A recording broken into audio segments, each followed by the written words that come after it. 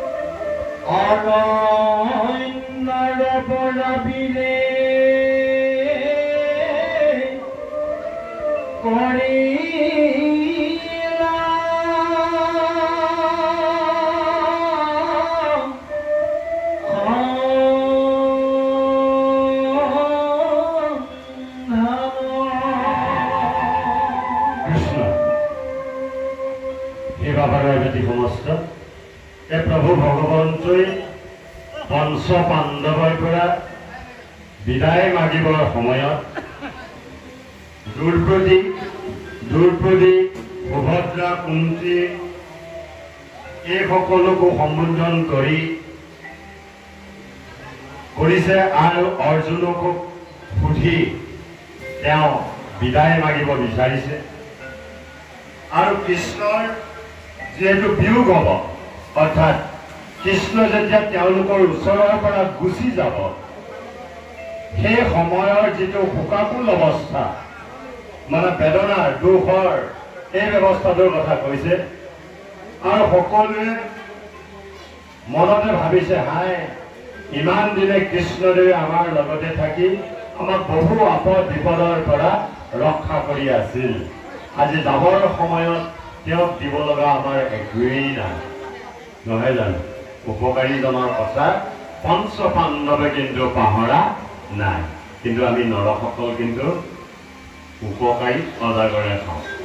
বেয়া পাইছে নেকি আপোনালোক নহয় দেই কৃষ্ণ এই কথাবিলাক আমাৰ কি হলে আমি কেনেদৰে চিন্তা কৰোঁ আৰু সেইসকলে কেনেভাৱে চিন্তন কৰিছে সেইসকলৰ মাজত আমাৰ পাৰ্থক্য আছে নহয় জানো বাৰু আমিও তেনেভাৱে চলিবৰ কাৰণে যত্ন কৰিব লাগিব এটা আমাক সুন্দৰকে কৈছে যে পাছৰ জনৰে চকু চলচলীয়া হৈ পৰিছে কেনেদৰে তেওঁক যাওক বুলি ক'ব যোৱা বুলি ক'ব আমাৰো বহুদিন যেতিয়া আমাৰ কি হয় আলহী থাকিব যেতিয়া যোৱাৰ দিনাখন আমাৰ সকলোৱে অলয় চকু পানীয়ে পাত নেদেখা হয় কাৰণ বহুদিনৰ মূৰত আহিলে বহুদিন থাকিলে যাবৰ সময়ত এইখিনি মানে কি হয় বেদনা আহে তদ্ৰুপ এই সকলোৰো সেই একেই ব্যৱস্থাৰে আহিছে তেওঁলোকৰ চকুৰো চকু পানী চলচলীয়া হৈ পৰিছে জলজলীয়া হৈ পৰিছে আৰু দ্ৰৌপদীয়ে মানে দুনি এতিয়া কৈছে দুনি কাক কৈছে অস্বস্থমাক দুনি বুলি কৈছে কিয় দ্ৰোণৰ সন্তান হোৱাৰ বাবে অস্বস্থমাক দুনি বুলি কৈছে কাৰণ দুনিৰ পুত্ৰ দ্ৰোণৰ পুত্ৰৰ কাৰণে তেওঁক দুনি বুলি কোৱা হয় গতিকে তেওঁ কি হ'ল বোলে নেজ কাটি দিয়া এটা বাঘহে হৈ পৰিল এই যে তেওঁক চূড়ামণি কাটি দেশান্তৰ কৰিলে মানে ৰাজ্যৰ পৰা বাহিৰ কৰি দিলে তেওঁ গৈ ৰাজ্যৰ পৰা বাহিৰ হৈ গ'ল তেওঁ কিন্তু ক্ৰোধটো এৰা নাই আৰু তেনেভাৱে তেওঁক ইয়াতে পদে কৈছে যে তেওঁ নেগু কাটি দিয়া এটা বাঘৰ দৰে হৈ পৰিল বুলি কৈছে এতিয়া কৈছে সেইজন দুৰ্জন বিজয় অতি ক্ৰোধেৰে পাঞ্চু ভাইৰ কাৰণে অৰ্থাৎ পঞ্চ পাণ্ডৱৰ কাৰণে পাঁচপাত ব্ৰহ্মবাণ নিক্ষেপ কৰিছে ক'ৰ পৰা বোলে অৰণ্যৰ মাজৰ পৰা যে তেওঁ অতি ক্ৰোধান্বিত হৈ সেই যে পঞ্চবাণ নিক্ষেপ কৰিছে এতিয়া চাওক মানুহ আছে ক'ৰবাত বাণ জুৰিছে ক'ৰবাত আৰু সেই সৰে গৈ সেইসকলক নিক্ষেপ কৰিব হয়নে আমাৰ তন্ত্ৰ মন্ত্ৰ কিছুমানৰ কথা কয় হয় সেয়া মন্ত্ৰৰে জৰিয়তে হয় দেই এতিয়া কথাটো হৈছে বা যাওক এই বাণকে কোৱা হয় এই বাণ আছিলে দশৰথৰো শব্দবেদী বাণ য'তে মাত কথা কৈ থাকে তালৈ যদি কৈ মন্ত্ৰ জপ কৰি সেই বাণ মাৰে সেইজনৰ গাত মানে লাগিবই এই কথাটো অস্বস্থমাৰো সেই বাণ আছিলে পঞ্চ পাণ্ডৱৰ কাৰণে পাঁচপাত তেওঁ ব্ৰহ্মবাণ নিক্ষেপ কৰিছে পদে কৈ আছে ইয়াৰ পিছত কি ক'ব আমাৰ পদে ক'ব আমি পদৰ মাজেৰে ইয়াক আলোচনা কৰিবলৈ যত্ন কৰিম